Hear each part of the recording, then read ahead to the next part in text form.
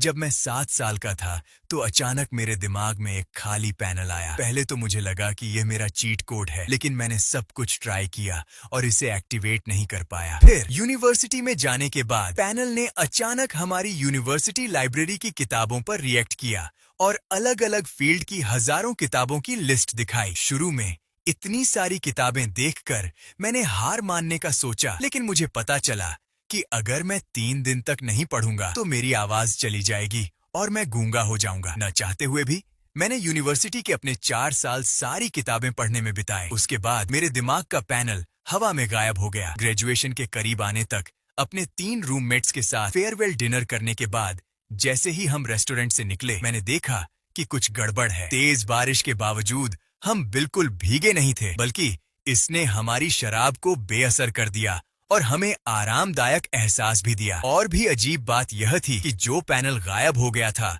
वह फिर से दिखाई दिया। इस बार उस पर सिर्फ 3 बड़े अक्षर थे, चार्ज हो रहा है। कौन सी पावर पैनल को चार्ज कर सकती है? मुझे तुरंत एहसास हुआ कि यह कोई आम बात नहीं है। तीनों की तरफ मुड़कर उसने कहा, बड़े भाई यू लियांग, शियाओजो, चलो अभी उस जगह चलते हैं जहाँ सबसे ज्यादा बारिश हो रही है और तब तक भीगते हैं जब तक बारिश रुक न जाए। तीनों ने हैरानी से उसे देखा। दूसरे भाई, मजाक कर रहे हो? भले ही बारिश काफी आरामदायक हो, तुम हमेशा ऐसे ही खड़े नहीं रह सकते। लेकिन जब उन्होंने मेरा पक्का इरादा देखा तो उन्होंने और कुछ नहीं कहा। ग्रेजुएशन से पहले भाइयों के साथ यह बस एक आखिरी पागलपन भरा समय था। आधी रात से अगली सुबह 6 बजे तक बारिश होती रही। जाहिर है 6 घंटे की बारिश के बाद हमें थक जाना चाहिए था, ठंड लगनी चाहिए थी और हम थके हुए होने चाहिए थे। लेकिन अजीब बात है, हमारा हौसला और भी अच्छा होता जा रहा था। जैसे ही हम वापस जाने वाले थे, मैंने अचानक सड़क किनारे पेड़ों में कुछ अजीब देखा। जो तने पिछली रात मुरझा गए थे, उनमें रात भर में कई नए पत्ते उग आए थे। उसी समय मेरा तीसरा भाई जाओ यू लियांग अचानक चिल्लाया, भाइयों मुझे कुछ मिला है। कल रात पूरी दुनिया में बारिश हुई, रेगिस्तान और आर्कटिक में भी। मेरे सबसे बड़े भाई चेन यी और मैंने सबसे पहले रिएक्ट किया, चलो सुपरमार्केट चलते हैं। एक साथ हो रही ये सारी अजीब चीजें किसी बड़ी चीज का इशारा हो सकती हैं। लोगों को पता चलने से पहले हमें सामान जमा कर लेना चाहिए। अगर हम गलत भी हैं तो हम कुछ और सालों तक खा सकते हैं। अगर हम सही हैं तो हमारा बीमार तीसरा भाई जाओ यूलियांग अब 40 किलो का पानी का जग उठा रहा है जो उड़ता हुआ लग रहा है, और हम में से बाकी लोग बिना किसी मेहनत के 200 किलो खाना उठा रहे हैं, साफ तौर पर बारिश का बोनस। फिर हम यह सारा सामान वापस डॉर्म ले गए। लेकिन अगर यह सच में दुनिया का अंत है तो यह सामान काफी नहीं है। तो अगले 4 घंटों में हमने अपने सारे पैसे खर्च कर दिए। लेकिन डॉर्म को सामान से भरा देखकर हम तीनों फिर से मुश्किल में पड़ गए। दूसरे भाई, तुम्हें पक्का पता है इस बार हम सच में दिवालिया हो गए हैं।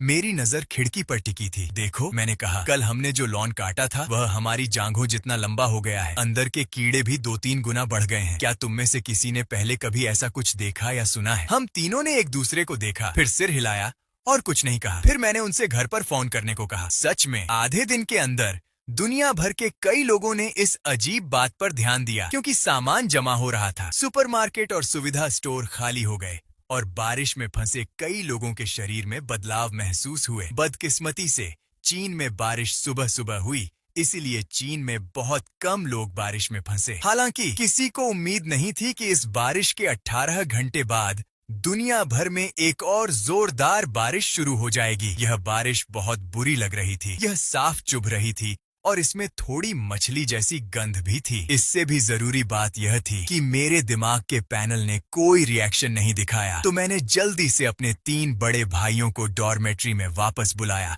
और उनसे कहा कि वे अपने घर वालों से कहें कि वे बारिश में न फंसें। मेरा सबसे बड़ा भाई चेन यी दूसरे क्लासमेट्स को वापस आने के लिए मनाना चाहता था, लेकिन मैंने उसकी कलाई पकड़ ली। ये बेकार था, हमारी बातों का कोई हक नहीं था। इसके अलावा जब से उन्हें एहसास हुआ कि उन्हें उस दोपहर सामान जमा करके अपने डॉर्मेट्री में ही रहना है, हमें पहले ही अलग थलग कर दिया गया था। इसके अलावा मैं सिर्फ अंदाजा लगा रहा था, अगर मैं गलत होता तो वे हमसे नाराज हो जाते। थोड़ी देर बाद हमें अपने फोन पर चीनी सरकार से एक पुश नोटिफिकेशन मिला, जिसमें लोगों से तुरंत बारिश से निकलने की अपील की गई थी। स्कूल ने मैसेज ब्रॉडकास्ट किया, लेकिन कई लोगों ने इसे नजरअंदाज कर दिया, यह मानते हुए कि यह उन्हें और मजबूत होने से रोकने के लिए एक ऑफिशियल झूठ है। सुबह 5 बजे तक मैं अपनी नींद से उठा। लाइट जलाने का इरादा था, लेकिन देखा कि पावर कट हो गया है। बाहर घना अंधेरा था। नाश्ते के बाद जैसे ही सुबह हुई,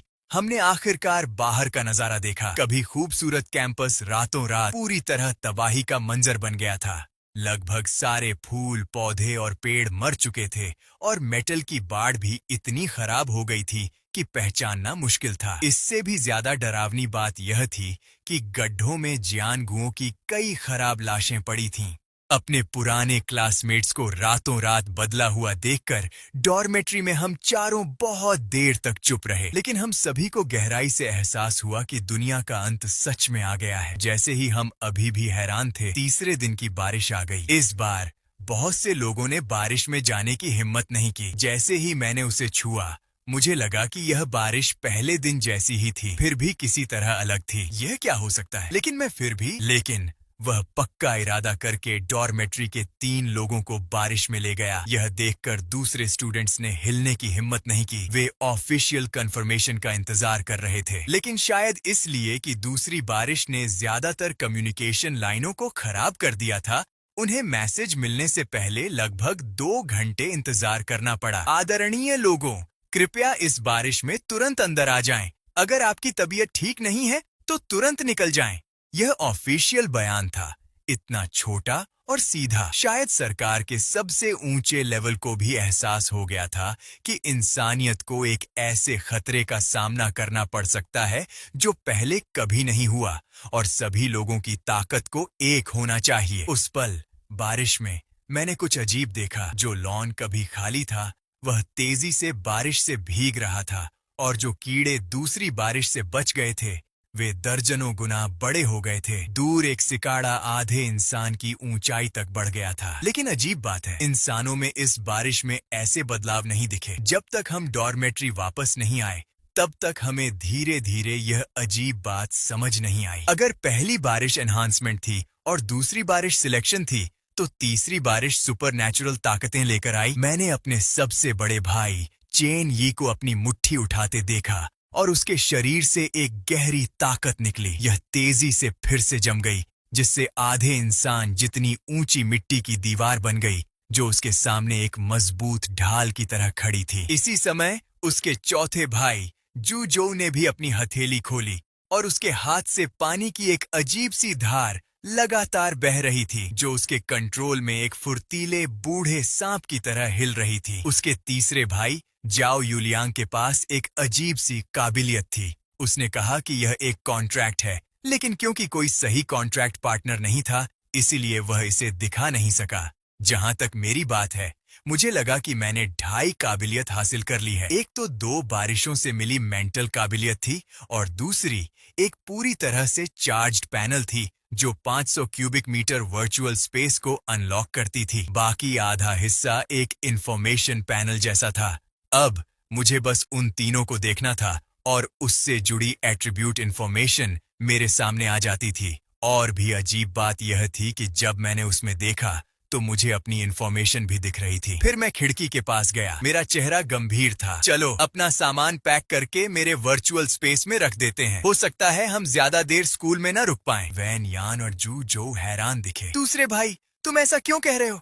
बाहर की दुनिया लगभग अलग अलग म्यूटेटेड कीड़ों से भर गई है। सरकार को जल्द ही इस बारे में कोई फैसला लेना चाहिए। और सच में थोड़ी ही देर बाद कैंपस ने एक नोटिस दिखाया। सभी टीचर और स्टूडेंट ध्यान दें, जियांगचेंग शेल्टर शुरू में पूरा हो गया है। प्लीज अपना सामान ले आएं और मिलिट्री के साथ कल सुबह सही तरीके से शेल्टर में आ जाएं। यह सुनकर चेंग यी की आंखें चौड़ी हो गईं। दूसरे भाई, तुम कमाल के हो। कोई हैरानी नहीं कि तुम जियांगचेंग यूनिवर्सिटी में सबसे तेज दिमाग वाले हो। हालांकि मैंने अपना सिर झुका लिया। यह असल में अच्छी खबर नहीं थी। यह सिर्फ इस छोटे से खतरे की वजह से नहीं हो सकता कि इंसानियत को कुछ काबिलियत छोड़ने पर मजबूर होना पड़ा हो। लेकिन शेल्टर जाने में अभी एक दिन बाकी था। मैंने खिड़की के बाहर आगे पीछे उड़ते हुए बड़े बड़े कीड़ों को देखा और सोच में डूब गया। बेकार इंतजार करने के बजाय मैंने बाहर जाकर अपनी नई जागी हुई काबिलियत को टेस्ट करने का फैसला किया। इसलिए जब मैंने अपने डोर में बाकी तीनों को इस आइडिया के बारे में बताया,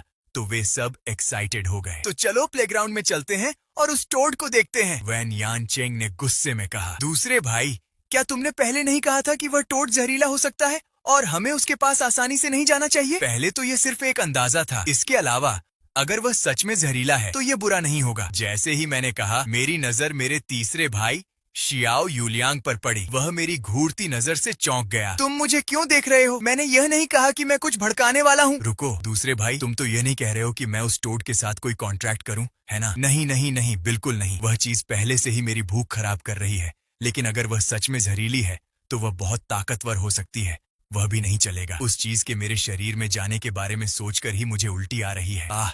ठीक है ठीक है, जब तुम्हें यह पसंद नहीं है तो चलो कुछ और ढूंढते हैं। फिर हम डॉर्मेट्री से निकले। इलाके में घना कोहरा छाया हुआ था। विजिबिलिटी 50 मीटर से भी कम थी। हर जगह घास फूस उगी हुई थी और कीड़े कभी कभी हम पर हमला करने के लिए बाहर निकल आते थे। ये कीड़े बड़े होने के अलावा कुछ खास नहीं थे। हालांकि 2 मिनट से भी कम चलने के बाद हमारा सामना हमारे पहले दुश्मन से हुआ। हमसे थोड़ी दूर खड़ा एक 3 मीटर लंबा विशाल प्रेइंग मैंटिस। उसकी 2 रूबी जैसी आंखों से एक डरावनी आभा निकल रही थी और उसके सामने 2 तेज दरांती ठंडी डरावनी रोशनी से चमक रही थी। जब मैंने उसका इंफॉर्मेशन पैनल देखा तो मैं सच में चौंक गया। तीनों बेसिक खूबियां हमसे बेहतर थीं। तीसरे राउंड के सिर्फ 6 घंटे बीते थे और इतना ताकतवर म्यूटेटेड जानवर पहले ही आ गया था। मैं सोच भी नहीं सकता था कि आगे किस तरह के मॉन्स्टर आएंगे। मैंने तुरंत यह जानकारी बाकी तीनों के साथ शेयर की। तभी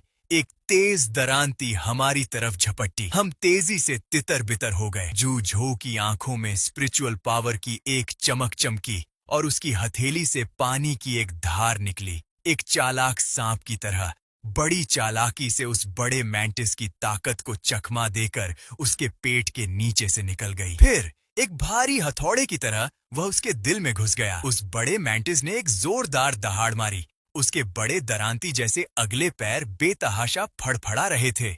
उसी पल चेन यी ने अपनी मुट्ठियां भींच लीं और घोड़े जैसा पोज बना लिया। उसके शरीर से मिट्टी जैसी पीली रोशनी निकली जो तुरंत एक मजबूत मिट्टी की दीवार में बदल गई जो जमीन से उठी और बड़े मैंटिस के खतरनाक हमले को रोक दिया।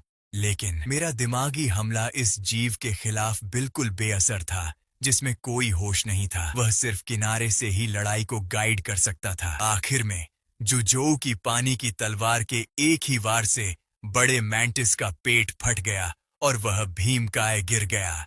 लेकिन जैसे ही जुजोऊ उसे कुछ और बार जीत के साथ लात मारने वाला था, मैंने उसे आवाज दी, वहां मत जाओ बड़े भाई, अपनी मिट्टी की दीवार का इस्तेमाल करके उसके पेट पर फिर से हमला करो। जुजोऊ तेजी से पीछे हटा। धत्तेरे की, यह मरा हुआ होने का नाटक कर रहा है। चेन यी के जोरदार जमीन पर वार से बड़े मैंटिस के शरीर से एक बदबूदार लिक्विड निकला जिसने आखिरकार उसे पूरी तरह से चुप करा दिया। लेकिन ज़ियाओ यूलियांग जो एक तरफ खड़ा था देख रहा था। उसे लगा जैसे वह बस देखने के लिए वहां था। उसका सबसे बड़ा भाई मजबूत और काबिल था। उसका दूसरा भाई सिर्फ हालात को कंट्रोल करना जानता था और उसका चौथा भाई बहुत ताकतवर था। फिर भी वह कुछ नहीं कर सकता था। यह एहसास बहुत बुरा था। वह नहीं चाहता था कि ऐसा दोबारा हो, इसलिए वह भारी कदमों से चलकर हमारी तरफ आया। दूसरे भाई, उसने कहा, मैं उस टोड को पकड़ना चाहता हूँ। हम तीनों तुरंत हैरान रह गए, लेकिन मैंने जल्दी ही उसकी चिंता समझ ली। यूलियांग, तुम्हें जबरदस्ती करने की जरूरत नहीं है। शायद बाद में हमें कोई ज्यादा सही इंसान मिल जाए। मुझे पता है, उसने कहा, लेकिन वह बेबसी का एहसास, अपने भाइयों को अपनी जान जोखिम में डालते देखना और तुम सिर्फ खड़े होकर देख सकते हो, सच में सहना बहुत मुश्किल है। ठीक है, चलो कोई फैसला लेने से पहले टोड की हालत देखते हैं। जैसे ही हम निकलने वाले थे, मेरे दिमाग में बड़े मैंटिस के बारे में जानकारी बदल गई। नाम, मरा हुआ, बची हुई कीमत, तेज पैर के ब्लेड X2, पूरी तरह से साफ नहीं किया गया सोने का डिब्बा X1, टक्कर। मेरी आंखें चमक उठी। मुझे पता था कि कुछ गायब है। ये लूट का डिब्बा है, मैंने कहा। अपने वर्चुअल स्पेस से किचन का चाकू निकाला और तेजी से बड़े मैंटिस का पेट काट दिया। इसे हवा में 2 बार लहराने के बाद अकेले इसका वजन पूरे 50 पाउंड था, जो ज्याओ यूलियांग और मेरे लिए सेल्फ डिफेंस के लिए काफी था। फिर हमने बड़े मैंटिस के पेट से पिंग पोंग बॉल के साइज का एक सुनहरा डिब्बा निकाला, लेकिन हमें अभी तक इसका मकसद नहीं पता था, इसलिए हमने इसे अपने वर्चुअल स्पेस में रख दिया। इसके बाद हम बड़े टोड की ओर बढ़ने लगे। हवा में कोहरा और घना होता गया और रास्ते में तरह तरह के म्यूटेटेड जानवर दौड़ रहे थे। हमें सिर्फ 600 मीटर की दूरी तय करने में लगभग 1 घंटा लग गया। तब जाकर हमें कोहरे में छिपी उस बड़ी परछाई का पता चला। वह लगभग बड़े मैंटिस जितनी ही लंबी लग रही थी, लेकिन उसका पूरा शरीर एक बड़े ट्रक जितना मोटा और भारी था। उसकी दोनों आंखें दाएं बाएं घूम रही थीं और वह कभी कभी अपनी लंबी जीभ बाहर निकालता हवा में फुटबॉल जितने बड़े मच्छरों को निगल जाता। जू झोऊ बहुत देर तक वहीं हैरान खड़ा रहा। तभी अचानक मेरे दिमाग में 2 इंसानी चेतनाएं उभरी।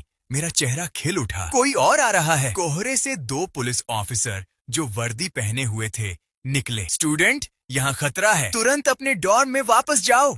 जियान चोंग जू झोऊ ऐसे चिल्लाया जैसे उसे कोई बचाने वाला मिल गया हो। ऑफिसर, तुम सही समय पर आए हो। हम बस इस मॉन्स्टर से लड़ने के तरीके पर बात कर रहे थे। यह सुनकर बड़े ऑफिसर अचानक गरजे। बकवास! उस राक्षस के शरीर पर पहले से ही 5 जाने हैं। वे सब तुम कॉलेज के स्टूडेंट हो जो अभी तक आइवरी टावर से बाहर भी नहीं निकले। हम भी उसे यहीं रोक सकते हैं। तुम अब भी उससे लड़ना चाहते हो?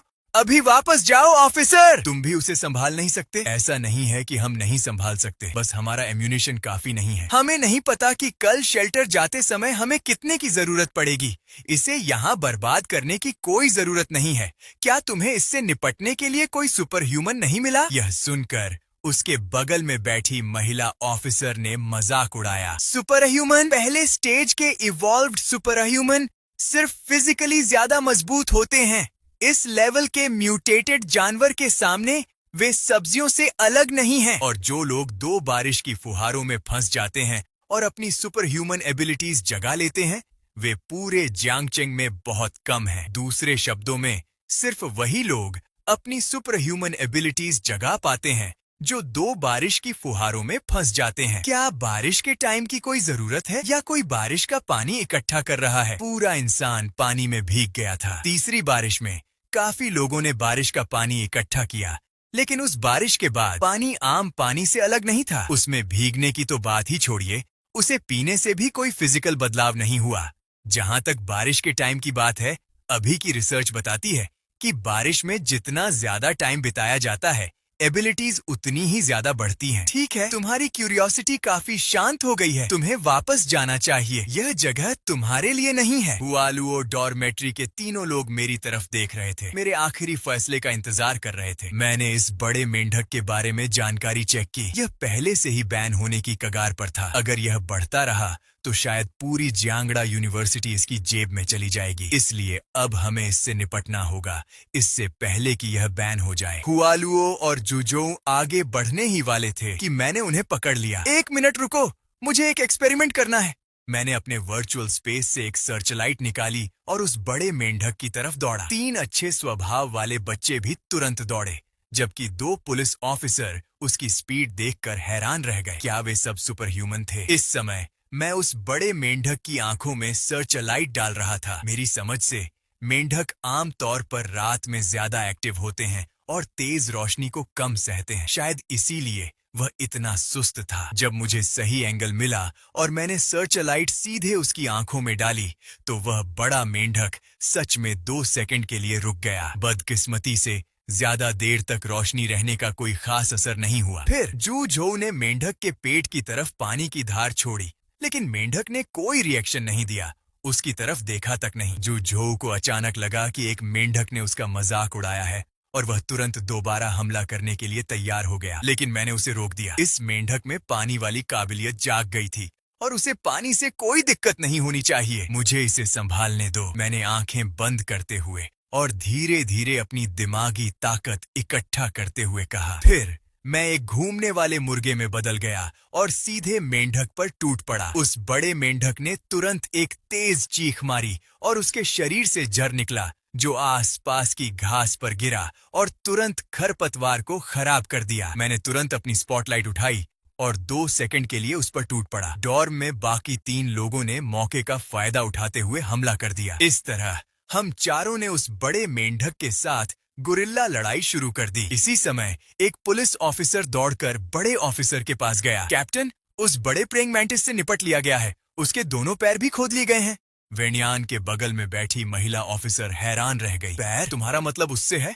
जवान ऑफिसर ने उस तरफ देखा जिस तरफ वह इशारा कर रही थी और उसे तुरंत यकीन नहीं हुआ। नहीं नहीं, ये सही है। इन स्टूडेंट्स ने सच में उसे मार डाला। आधे घंटे की लड़ाई के बाद उस बड़े मेंढक के कई घाव हो गए थे। उसे आखिरकार एहसास हुआ। ये महसूस करते हुए कि कुछ गड़बड़ है, मैं मुड़कर भागने के लिए तैयार हो गया। मेरी ईमानदारी तेजी से एक लंबी टांगों वाली ढाल में बदल गई जिसने उसका रास्ता रोक दिया। हालांकि यह एक मेंढक के खिलाफ बेकार था। वह हवा में ऊंची छलांग लगाई, उसके पैर जमीन से उठ गए। जैसे ही वह अपने सबसे ऊंचे स्थान पर पहुंची, जहर का विचार अचानक मेरे दिमाग में फिर से कौंध गया और उसका विशाल शरीर जोर से जमीन पर गिर गया। 4 मजबूत आदमियों ने उसे खत्म करने के लिए सेना में शामिल हो गए। जल्द ही मेंढक की हांफना बंद हो गई। उसकी बड़ी पानी भरी आंखें कैद हो गईं। मेरे चेहरे पर भावना का कोई निशान नहीं था। तीसरे भाई, क्या आप उसके साथ कोई अनुबंध करना चाहते हैं? जियो यूलियांग ने विशाल प्राणी को देखा, लंबे समय तक विचारों में खोया रहा। दूसरे भाई, उसे मार डालो। उसके शरीर पर हमारे साथियों का बहुत अधिक खून है।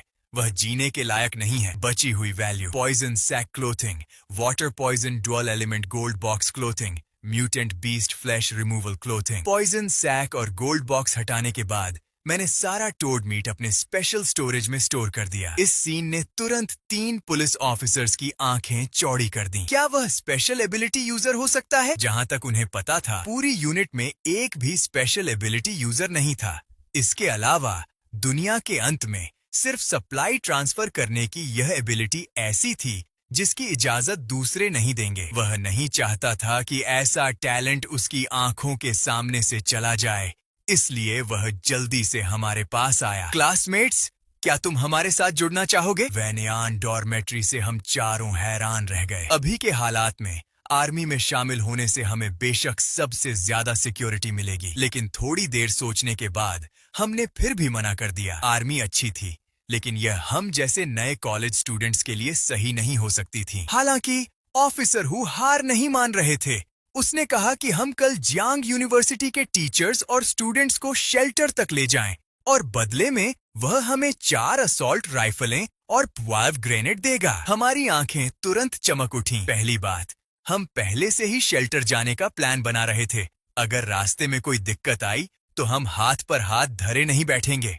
दूसरी बात, कौन लड़का 2 बंदूकों के लालच को रोक सकता है? इसलिए हमने तुरंत रिक्वेस्ट मान ली। हालांकि 3 पुलिस ऑफिसर्स के जाने के थोड़ी देर बाद मैंने कुछ अजीब देखा। अभी अभी 2 बड़ी लड़ाइयां लड़ने के बावजूद मुझे जरा भी थकान महसूस नहीं हुई। जब मैंने अपने डॉर्म में बाकी तीनों से पूछा तो उन सबको अचानक एहसास हुआ कि उनके शरीर बिल्कुल भी थके हुए नहीं लग रहे थे। और जब मैंने अपने मन में पैनल चेक किया तो एक बैटरी इंडिकेटर दिखा जिसमें आधी बैटरी बची हुई थी। क्या पैनल हमारे शरीर को रिचार्ज कर रहा था? बैटरी खत्म होने पर क्या होगा? क्या हम बस गायब हो जाएंगे? तभी मुझे अचानक लगा कि पैनल को उस बड़े मैंटिस गोल्ड की बहुत ज्यादा तलब लग रही है। फिर हमने कैंपस में फिर से सोना इकट्ठा करने की कोशिश की, लेकिन दिन भर इधर उधर घूमने के बाद हमें एक म्यूटेटेड चूहे से सिर्फ एक सोना मिला। दूसरे भाई, क्या तुम्हें लगता है कि जियांग यूनिवर्सिटी में सिर्फ इतने ही म्यूटेटेड जानवर हैं? और भी होने चाहिए, लेकिन वह सिकाड़ा चूजा शायद जियांग यूनिवर्सिटी का सबसे ताकतवर म्यूटेटेड जानवर था। इसलिए जब हमने उससे निपटा तो बाकी सभी समझदार म्यूटेटेड जानवर भाग गए। हालांकि डॉर्म वापस जाते समय हम चारों को एक साथ आड़ू के फूलों की खुशबू आई। लेकिन जून का महीना आ गया है, ये आड़ू के फूल कहाँ से आए? इसलिए मैंने तुरंत अपना इनसाइट मिरर एक्टिवेट किया। हमने आसपास देखा, लेकिन म्यूटेटेड जानवर हम पर हमला करने का इरादा नहीं कर रहा था। यह लुका छिपी खेलने जैसा था। हर बार जब मैं उसे साफ देखने की कोशिश करता तो वह तुरंत फिर से गायब हो जाता। इसीलिए मैंने हम तीनों से कुछ बातें फुसफुसाकर कहीं और अपनी टैक्टिक्स प्लान करना शुरू कर दिया। फिर हम चारों ने अपनी अपनी पोजीशन ले ली।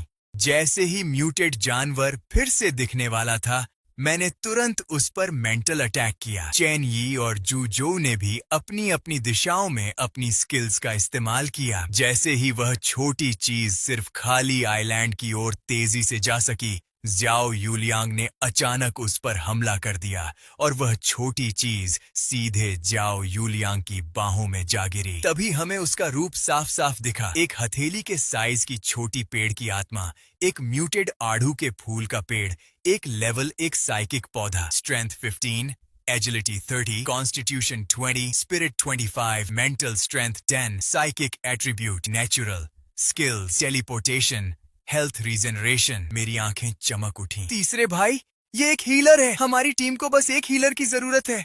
तुम्हें क्या लगता है? दूसरे भाई, हम किसका इंतजार कर रहे हैं? यह वही है, लड़ना और मारना। वैसे भी मारना मेरा स्टाइल नहीं है। उसने छोटी पेड़ की आत्मा को अपने चेहरे के पास उठाया। छोटी सी बात है, क्या तुम्हें लुका छिपी खेलना पसंद है? अपने भाई के साथ घर आओ भाई। छोटे पेड़ की आत्मा, जिसके पत्ते पकड़े जाने से थोड़े मुरझा गए थे, अचानक जिंदा हो गई, लेकिन जल्दी ही वापस नीचे गिर गई। यूलियांग, इस पर अपनी स्पेशल एबिलिटी इस्तेमाल करके देखो, इसे जरूर कुछ दिक्कतें होंगी। ज़्याओ यूलियांग ने अपनी आंखें बंद कर लीं और हर बार छोटे पेड़ की आत्मा के सामने एक बिल्कुल नई दूसरी दुनिया खुल जाती थी। पहाड़ों, घास के मैदानों और पूरी तरह खिले हुए जुगनुओं का एक जीवंत नजारा। छोटे पेड़ की आत्मा, जिसके तलवार जैसे पत्ते आपस में चिपके हुए थे, उसे अपने अंदर बहुत सारी स्पिरिचुअल एनर्जी महसूस हो रही थी। वह उछल कूद करती हुई दुनिया में चली गई। चारों तलवार जैसे आकार के लोग बहुत खुश थे। ज़्याओ यूलियांग ने जल्दी से छोटे पेड़ की आत्मा के साथ एक कॉन्ट्रैक्ट किया। पूरा प्रोसेस बहुत ही आसान और बिना रुकावट वाला था। जब मैंने ज़्याओ यूलियांग का कॉन्फिडेंट वाला व्यवहार फिर से देखा, तो मैं एक पल के लिए हैरान रह गया। हालांकि मुझे छोटे पेड़ की आत्मा की जान बचाने की एबिलिटी नहीं मिली, फिर भी लड़ाई में टेलीपोर्टेशन बहुत काम का था। लेकिन जिस चीज ने मुझे और भी हैरान किया, वह थी 4 बेसिक खूबियां। यह कमाल है, एक दिन से भी कम समय में इतना बड़ा सुधार। मैंने तुरंत बाकी 2 की जानकारी चेक की और उनमें भी काफी सुधार हुआ था। क्या ऐसा हो सकता है कि अनगिनत एलियन जानवरों को मारने से कोई ज्यादा ताकतवर हो जाता है? या यह हमेशा रहने वाली धुंध की वजह से है? या शायद उन्होंने उस बारिश को पूरी तरह से सोखा नहीं है जिसमें वे पहले फंस गए थे? मैं सच में समझ नहीं पा रहा हूँ। आसमान धीरे धीरे काला हो गया, इसलिए हम डॉर्मेट्री में वापस चले गए। इस समय ज़्याओ यूलियांग को लगा कि छोटी पेड़ की आत्मा एलियन जानवर वाली जगह से बाहर आना चाहती है। चेन येवेन मुस्कुराई और बोली, तुमने इसके साथ लुका छिपी खेलने का वादा किया था, भूलना मत। लेकिन जब छोटी चीज ने अपने आसपास देखा, पत्ते गुस्से से मुरझा गए, जैसे शिकायत कर रहे हो। यही वह बड़ा घर है जिसके बारे में तुम बात कर रहे थे? ज़्याओ यूलियांग ने अजीब तरह से अपना सिर खुजलाया। उसे थोड़ा दुख हुआ। वह इस छोटे से डॉर्मेट्री की बात नहीं कर रहा था, बल्कि अपने बड़े घर की बात कर रहा था। उसे नहीं पता था कि उसे कभी वापस जाने का मौका मिलेगा भी या नहीं, और न ही उसे पता था कि उसके परिवार का क्या हुआ। छोटे पेड़ की आत्मा बहुत समझदार लग रही थी। उसने ज़्याओ यूलियांग के इमोशनल बदलाव को जल्दी से नोटिस कर लिया और धीरे से अपने एक छोटे पत्ते से उसके सिर पर हाथ फेरा। यह देखकर मैं मुस्कुराया। कैसा रहेगा अगर हम इसका कोई नाम रखें?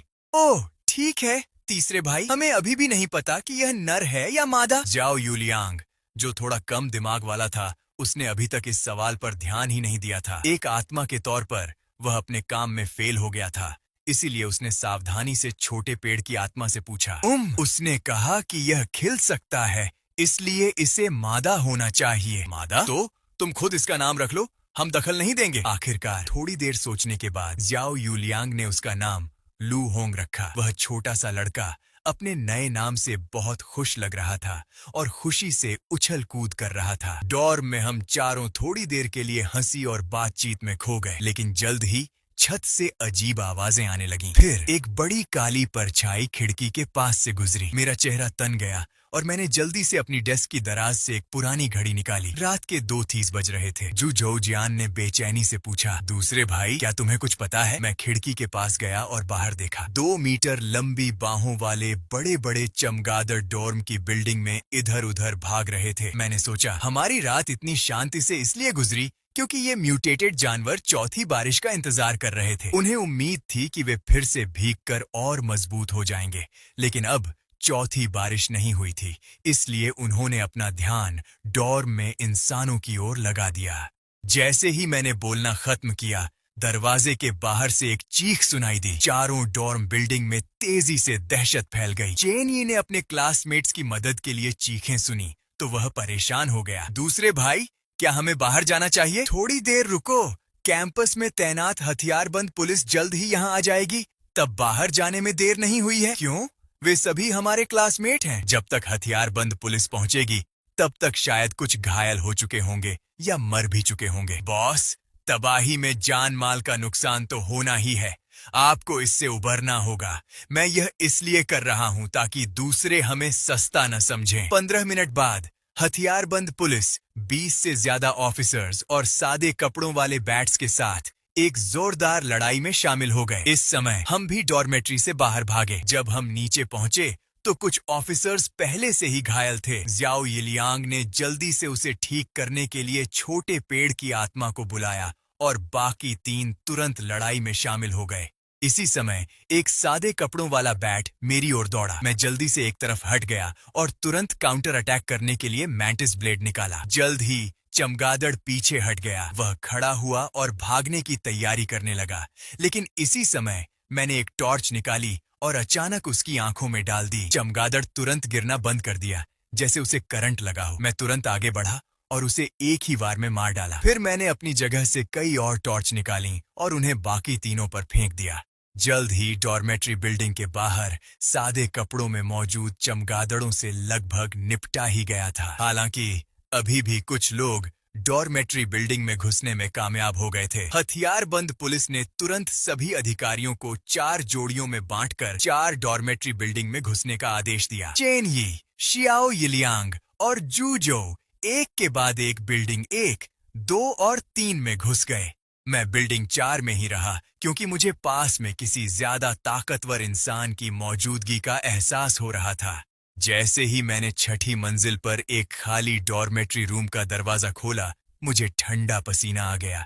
एक बड़ा चमगादड़ जो कमरे जितना ही लंबा था, मुझे ध्यान से घूर रहा था। उसके पंख कमरे में पूरी तरह फैल भी नहीं पा रहे थे। अंधेरे में उसकी आंखों से गहरी लाल रोशनी निकल रही थी।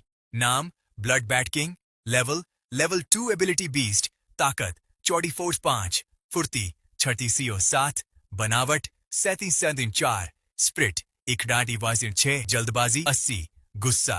Blood type ability skills blood regeneration, blood coagulation, blood enchantment. कमजोरी किस्मत बहुत कम हो गई है। तभी मैंने उसका इंफॉर्मेशन पैनल चेक करना खत्म किया। वह बड़ा चमगादड़ अचानक गोली की तरह दौड़ा। मैं तुरंत मुड़ा और दरवाजे के बाहर छिप गया। ब्लड बैट किंग भी डॉर्मेट्री से बाहर कॉरिडोर के बाहर हवा में उछला। उसके पंख फैल गए जिससे सूरज छिप गया। मैंने तेजी से उस पर मेंटल अटैक किया। राक्षस को ऐसा लगा जैसे उसके दिमाग में तीर लग गया हो और उसके पतले मुंह से अनायास ही एक चीख निकल गई। उसी समय उसे पता चला कि उसका खून जम गया है, जिससे उसके दिमागी हमले बेअसर हो रहे हैं। उसकी आंखों में गुस्सा और बढ़ गया। उसने तुरंत अपने पंख फड़फड़ाए। उसका शरीर लाल बिजली की तरह मेरी ओर बढ़ा। मैं बचने के लिए एक तरफ कूदा। वह बड़ा शरीर मुझसे टकराया, जिससे एक बड़ा छेद हो गया। मैंने दूसरा दिमागी हमला करने का मौका पकड़ा। ब्लड बैट किंग ने एक जोरदार चीख मारी, जिसकी आवाज कॉरिडोर में गूंज गई। डॉर्मेट्री में दूसरे ग्रुप ने चीख सुनकर दरवाजे और भी कसकर बंद कर दिए। वे आवाज करने की हिम्मत नहीं कर पाए। उन्हें डर था कि कहीं राक्षस का ध्यान न खींच लें। हालांकि उन्हें नहीं पता था कि ब्लड बैट किंग की चीख ने पास के दूसरे ब्लड बैट का ध्यान पहले ही खींच लिया था। उसी पल सभी ब्लड बैट हिलना बंद कर दिए। मैं जितनी तेजी से हो सका दौड़ा। दूर से शोर सुनकर मेरे चेहरे पर गुस्सा आ गया। मुझे इस बैट किंग से जल्दी निपटना था, लेकिन 2 दिमागी हमले ज्यादा असरदार नहीं रहे थे। शायद 3-4 और हमले भी काम नहीं आएंगे। मुझे कोई तरीका सोचना था। इसीलिए जब ब्लड बैट किंग ने फिर से हमला किया, तो इस बार मैं सीधे नहीं भागा। इसके बजाय मैंने अपना मैंटिस ब्लेड निकाला और तुरंत उसकी जीभ पर वार किया, जिससे उस बड़े टोड की जहर की थैली उसके मुंह में चली गई। लेकिन मेरा हाथ बचने के लिए काफी तेज नहीं था और ब्लड बैट किंग के नुकीले दांतों ने उसे काट दिया, जिससे एक भयानक घाव हो गया। हालांकि अब मेरे पास इसके बारे में चिंता करने का समय नहीं था। मेरी नजरें बैट किंग पर टिकी थीं। मुझे डर था कि जहर की थैली काम नहीं करेगी। किस्मत से थोड़ी देर बाद जहर सू को घाव पर बहुत तेज दर्द होने लगा और लाल लिक्विड पूरी जमीन पर बह चुका था। हर जलन वाला दर्द मुझे याद दिला रहा था कि दुनिया का अंत कोई मजाक नहीं है। लेकिन इसी समय छोटे ब्लड बैट्स का झुंड आ गया था। उन्होंने छठी मंजिल को घेर लिया था, लगातार लाशों को हिला रहे थे।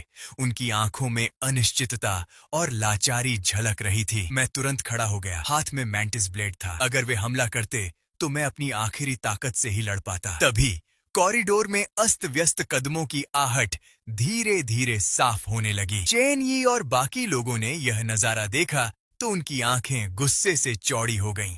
मेरा दूसरा भाई और बाकी दो लोग मेरी तरफ दौड़े। उनके चेहरे हैरानी से भरे हुए थे। जाओ यूलियांग ने तुरंत मुझे ठीक करने के लिए एक छोटी सी पेड़ की आत्मा छोड़ी। जू झोउ ने जमीन पर पड़े बड़े चमगादड़ को देखा, फिर हवा में उड़ते ब्लड चाबुक के झुंड को देखा। उसकी आंखों में वहशीपन की चमक थी, लगभग उन्हें जिंदा ही चमगादड़ बना लेना चाहता था। चेन यी ने मेरे नीचे खड़े लोगों को देखा, फिर कसकर बंद दरवाजों को। उसका दिल मिली जुली भावनाओं से भर गया। उसे उम्मीद नहीं थी कि कोई भी मदद के लिए नहीं आएगा। भले ही 2 बार बारिश में कम लोग फंसे थे, उसके ज्यादातर क्लासमेट तीसरी बारिश में फंस गए थे और उनके शरीर मजबूत हो गए थे। लेकिन इस मुश्किल में उनमें से कोई भी मदद के लिए बाहर नहीं आया। इस समय उसे आखिरकार समझ आया कि उसके दूसरे भाई का क्या मतलब था जब उसने कहा कि उसे डर है कि दूसरे लोग उसे बहुत सस्ता समझेंगे। इस समय उसे आखिरकार समझ आया कि उसके दूसरे भाई का क्या मतलब था जब उसने कहा कि उसे डर है कि दूसरे लोग उसे बहुत सस्ता समझेंगे। उसने खुद से कहा, चेन